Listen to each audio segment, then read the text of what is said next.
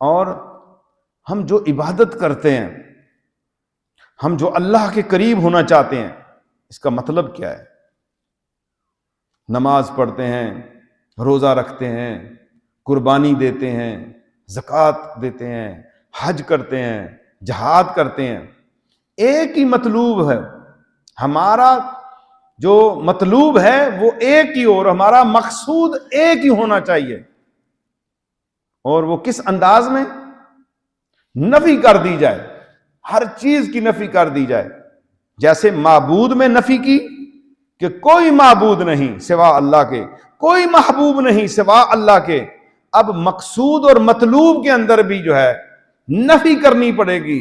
لا مقصود الا اللہ، لا مطلوب الا اللہ، لا مقصود الا اللہ، لا مطلوب الا اللہ، لا مقصود الا اللہ، لا مطلوب الا اللہ، لا مقصود الا اللہ، لا مطلوب الا اللہ، لا مقصود الا اللہ، لا مطلوب الا اللہ، لا مقصود الا اللہ، لا مطلوب الا اللہ۔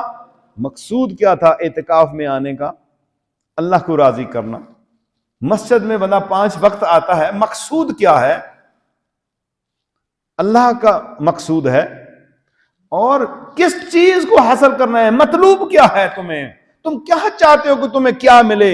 اعتکاف کرتے ہو، مسجد میں آتے ہو، اذان دیتے ہو، تکبیر کہتے ہو، صدقہ و خیرات کرتے ہو، قربانیاں دیتے ہو، مطلوب و مقصود کیا ہے؟ اللہ کی ذات۔ لا مقصود الا اللہ، لا مطلوب الا اللہ، لا مقصود الا اللہ، لا مطلوب الا اللہ، لا مقصود الا اللہ، لا مطلوب الا اللہ۔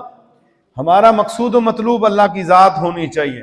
اور اللہ تعالیٰ نے قرآن مجید فرقان حمید کے اندر ہمیں تعلیم دیا کہ اگر تم نے اب پھر میری مرضی کے مطابق جینا ہے تو پھر تمہیں اے میرے حبیب انہیں کہہ دیجئے۔ پارہ نمبر 8 ہے، سورہ انعام میں نے کھولی ہے اپنے سامنے، اور اللہ نے اپنے محبوب کی زبان سے ہمیں یہ پیغام دیا ہے، قل ان صلاتی و نسکی و محیای و مماتی للہ رب العالمین۔ اے حبیب صلی اللہ علیہ وسلم، آپ فرمائیے بے شک میری نماز، ان صلاتی و نسکی، اور میری قربانیاں، و محیای، اور میرا جینا، و مماتی، اور میرا مرنا، للہ رب العالمین، اس رب کے لیے ہے جو عالمین کا رب ہے، اس اللہ کے لیے ہے جو عالمین کا رب ہے۔ لا شریک لہ، نہیں کوئی شریک اس کا، وَبِذَلِكَ أُمِرْتُ وَأَنَا أَوَّلُ الْمُسْلِمِينَ، اور مجھے یہی حکم ہے اور میں سب سے پہلا مسلمان ہوں۔ تو پھر ہم کس کو تلاش کر رہے ہیں؟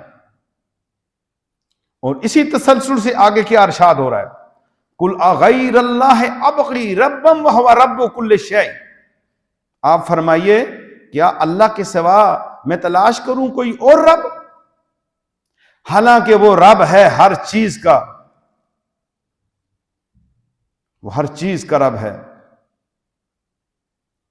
اور ہم کس چیز کی طرف دوڑ رہے ہیں؟ کمائی ہماری کیا ہے؟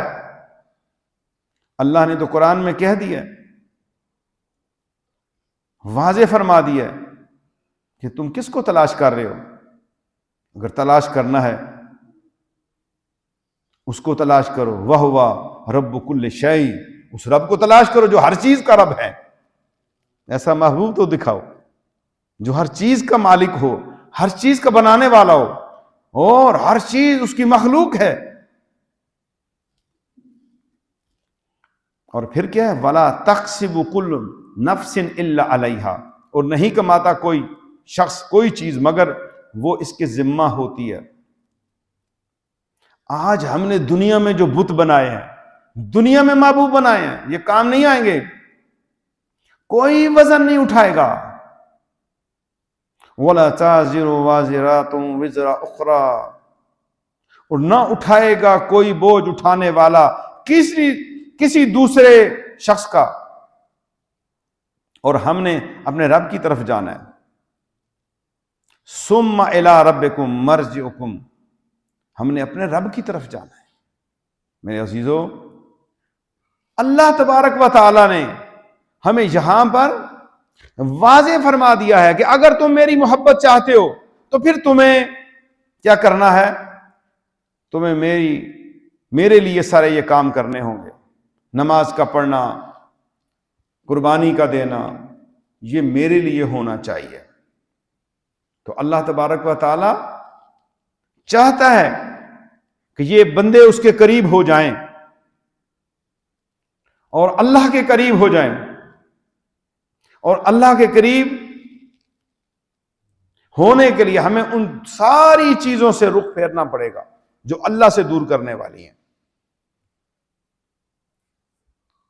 دیکھیں، ہمیں دنیاوی معاملات میں بھی بعض جگہ یہ ایسی چیزیں ملتی ہیں. آپ کسی کے ہاں رشتے کے لیے جاتے ہیں، رشتہ مانگتے ہیں، تو وہ کہتے ہیں ہاں جی رشتہ ہم دیں گے، لیکن ہماری شرط ہے آپ کا ہمارے دشمنوں کے ساتھ اٹھنا بیٹھنا نہیں ہوگا، کیونکہ ہمارے وہ دشمن ہیں. یہ نہ ہو کہ آپ رشتہ ہم سے مانگیں، محبت کے پیچھے ہم سے لگائیں اور جا کے ہمارے دشمنوں سے بیٹھ جائیں. یہ معاشرے میں ہوتا ہے یا نہیں ہوتا؟ دنیا میں کوئی بندہ یہ برداشت نہیں کرتا. تو ہم بات اللہ کی کریں لیکن بیٹھیں اللہ کے دشمنوں کے ساتھ، بیٹھیں جو نافرمان ہیں ان کے ساتھ، اور ان کے ساتھ ہماری زندگی گزرے نہیں. اور لوگوں میں سے کچھ ایسے بھی ہیں جو اللہ کو چھوڑ کر کچھ اور چیزوں کو اس کا ہمسر اور مد مقابل بنا لیتے ہیں، اور وہ ان سے ایسی محبت کرنے لگتے ہیں جیسی اللہ سے کرنی چاہیے. اللہ سے جس طرح محبت کرنی چاہیے وہ اس طرح کی محبت لوگوں کے ساتھ کرنا شروع کر دیتے ہیں. جو توقعات انہوں نے اللہ سے رکھنی ہیں وہ توقعات وہ ان لوگوں کے ساتھ رکھ دیتے ہیں. جو قدریں اور جو عبادات کے اندر خشوع و خضوع اللہ کے لیے وہ بندوں کے ساتھ کرنا شروع کر دیتے ہیں. اور جو لوگ واقعتاً صاحب ایمان ہوتے ہیں ان کی شدید ترین محبت اللہ کے ساتھ ہوتی ہے. اور اگر یہ ظلم لوگ اس وقت جو اپنی جانوں میں بھی خاص کر ظلم کر بیٹھتے ہیں یا غلطی سے بھی ان سے کوئی گناہ ہو جاتی ہے لیکن ہیں وہ اللہ کی محبت والے، تو وہ اللہ کی بارگاہ میں روتے ہیں، گڑ گڑاتے ہیں اور وہ اپنی معافی کا سلسلہ کرتے ہیں. شدید ترین محبت اللہ کے ساتھ ہوتی ہے. اور اگر یہ ظالم لوگ اس وقت کو دیکھ لیں جب یہ دیکھیں گے عذاب کو تو ان پر یہ بات واضح ہو جائے گی. قوت تو اللہ تعالیٰ کی ہے، ساری کی ساری قوت طاقت اللہ کے پاس ہے، اور یہ کہ اللہ سزا دینے میں بہت سخت ہے. لیکن یہ کب ہوگا؟ جب یہ دنیا سے چلے جائیں گے اور یہ عذاب کو دیکھیں گے. جب عذاب کو دیکھ لیں گے تو پھر کیا ہوگا؟ پھر یہ انسان اس وقت کچھ نہیں ہوگا.